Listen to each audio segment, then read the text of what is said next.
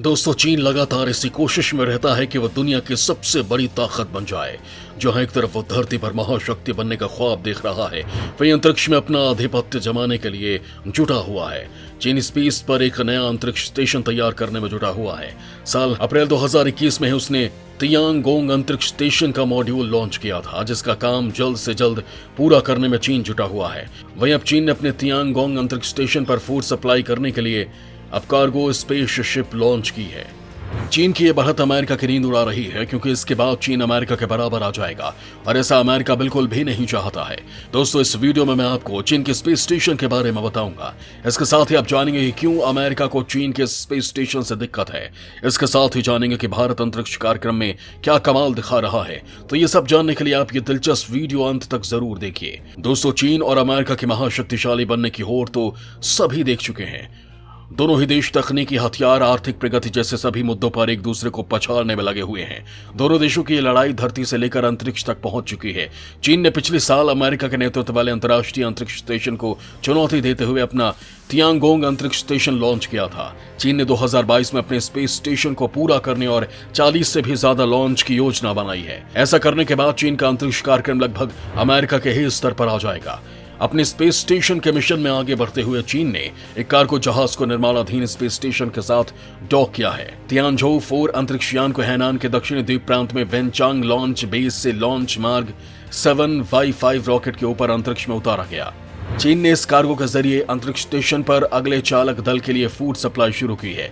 यह cargo spaceship अगले चालक दल के 6 महीने के अंतरिक्ष में प्रवास के लिए अनुसंधान उपकरण और स्टेशन के रखरखाव के लिए स्पेयर पार्ट्स के साथ आपूर्ति कर रहा है। दोस्तों, यहां आपको बता दूं कि चीन के अब तक के सबसे लंबे अंतरिक्ष मिशन स्टेशन पर 6 महीने के बाद पिछले महीने पृथ्वी पर वो लौटा था। चीन इस साल जुलाई और अक्टूबर में 2 प्रयोगशाला मॉड्यूल के साथ स्टेशन का निर्माण समाप्त करना चाहता है, जिसे अप्रैल 2021 में लॉन्च किए गए तियाने लिविंग मॉड्यूल के साथ जोड़ा जाएगा। इसके साथ ही एक अन्य कार्गो क्राफ्ट तियानझोउ 3 स्टेशन के साथ डॉक किया गया है। वहीं चीन के बढ़ते कदमों को देखकर अमेरिका की नींद उड़ रही है। अमेरिका की बेचैनी ये है कि अंतरिक्ष कार्यक्रम सत्तारूढ़ कम्युनिस्ट पार्टी के सैन्य शाखा पीपल्स लिबरेशन आर्मी द्वारा चलाया जा रहा है। चीन को इंटरनेशनल अंतरिक्ष स्टेशन से बाहर रखा गया है, क्योंकि शेनझोउ 14 क्रू मिशन अगले महीने 6 महीने के प्रवास के लिए लॉन्च होने वाला है। उस मिशन के अंत में 3 और अंतरिक्ष यात्रियों को अगले 6 महीनों के लिए शेनझोउ 15 में लॉन्च किया जाएगा, जिसमें 2 चालक दल 3 से 5 दिनों के लिए ओवरलैप करेंगे। ऐसा पहली बार होगा जब स्टेशन पर 6 लोग सवार होंगे। चीन के अंतरिक्ष कार्यक्रमों की बात करें तो इसने रोबोट रोवर्स को चंद्रमा पर उतारा है और एक रोवर को पिछले साल मंगल ग्रह पर पहुंचाया है। चीन के रोवर ने चंद्रमा से नमूने लेकर पृथ्वी पर भी पहुंचा दिया है। ये देश अब चंद्रमा पर अपने मानव मिशन की तैयारियों में जुट गया है। चीन अपने पहले रीयूजेबल स्पेस क्राफ्ट को भी लैंड करा चुका है। हालांकि 2 साल बाद भी इस सफलता से जुड़ी कोई डिटेल या फोटो शेयर नहीं की गई है। एक तरफ जहां चीन अपने स्पेस स्टेशन को लेकर लगातार आगे बढ़ रहा है, वहीं दूसरी तरफ इसरो भी अपने 2022 में कई मिशन को लॉन्च करेगा, जिसमें मिशन चंद्रयान 3 अपने अंतिम चरणों में है। साल 2023 में गगनयान मिशन के जरिए भारत अंतरिक्ष में एक नया अध्याय रचेगा। इसरो अंतरिक्ष में स्पेस फ्लाइट भेजेगा। इस तरह ऐसा करने वाला भारत रूस, चीन और अमेरिका के बाद अंतरिक्ष में स्पेस फ्लाइट भेजने वाला चौथा देश बन जाएगा। वहीं भारत के मिशन गगनयान की तैयारी जोरों पर है। इसरो के इस मिशन का उद्देश्य एक भारतीय रॉकेट से एक भारतीय नागरिक को अंतरिक्ष में भेजना है। 2 से 3 अंतरिक्ष यात्री अंतरिक्ष में यात्रा करेंगे और 3 दिन से 1 सप्ताह के लिए 400 किलोमीटर के ऑर्बिट में रहेंगे।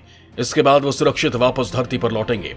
उनकी वापस धरती पर लौटने की प्रक्रिया चुनौतीपूर्ण है, जिस पर काम किया जा रहा है। इसरो के मुताबिक ये भारत का इकलौता अंतरिक्ष मिशन है। गगनयान स्पेस फ्लाइट मिशन होगा, जिससे लोग अंतरिक्ष में जा सकेंगे। इसमें पहला टेस्ट इस साल के मध्य में होगा। इसके पहले चरण में गगनयान का मानव रहित मिशन जीवन होगा।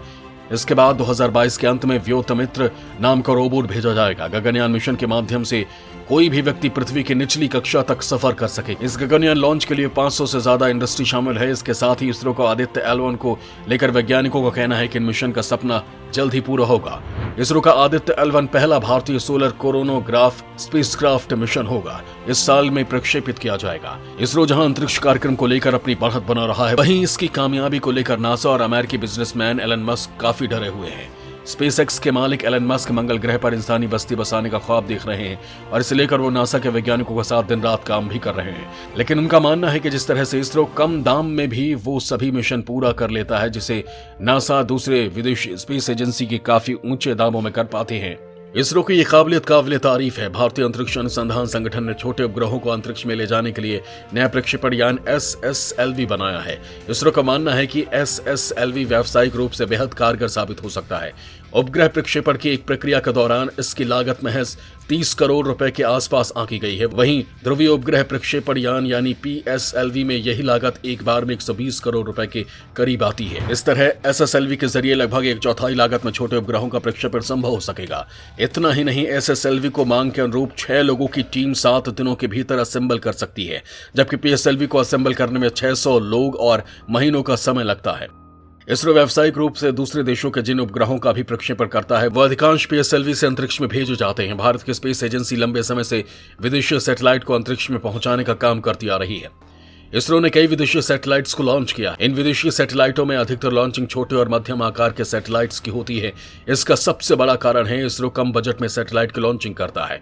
यही कारण है कि अमेरिका, ब्रिटेन और कनाडा जैसे देश भी अपनी छोटे सैटेलाइटों की लॉन्चिंग के लिए इसरो से संपर्क करते हैं, जिसके चलते पिछले कुछ दशकों में भारत के स्पेस क्षेत्र में उसकी बढ़त काफी मजबूत हुई है। आंकड़ों के मुताबिक भारतीय अंतरिक्ष अनुसंधान संगठन ने 1975 से लेकर 2021 तक भारतीय मूल के कुल 129 सैटेलाइट्स और 36 देशों के 342 विदेशी सैटेलाइट्स को लॉन्च किया है। विदेशी सैटेलाइट्स की लॉन्चिंग से इसरो को अच्छी खासी कमाई भी होती है।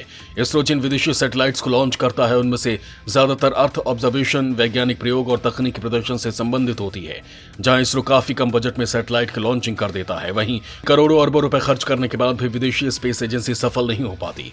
इसका सबसे बड़ा उदाहरण बने एलन मस्क, जिन्होंने अपनी कंपनी स्पेस एक्स के द्वारा स्टारलिंक सैटेलाइट के जरिए दुनिया भर में सैटेलाइट इंटरनेट पहुंचाने की कोशिश की, लेकिन मस्क की यह महत्वाकांक्षी योजना उन्हें काफी महंगी साबित हुई। स्पेस एक्स ने 49 सैटेलाइट्स को उनकी कक्षा में लॉन्च किया था, लेकिन एक भूचुंबकीय तूफान ने उनमें से लगभग 40 सैटेलाइट को नष्ट कर दिया। स्पेस एक्स का कहना है कि तूफान ने पिछले लॉन्च के मुकाबले 50% अधिक अवरोध पैदा किया, जिसने सैटेलाइट्स को पृथ्वी में अपनी उचित कक्षा तक पहुंचने से रोक दिया। दोस्तों, यहां आपको बता दें कि साल 2019 में स्पेस एक्स से अब तक 2000 से ज्यादा स्टारलिंक सैटेलाइट्स अंतरिक्ष में तैनात कर चुकी है।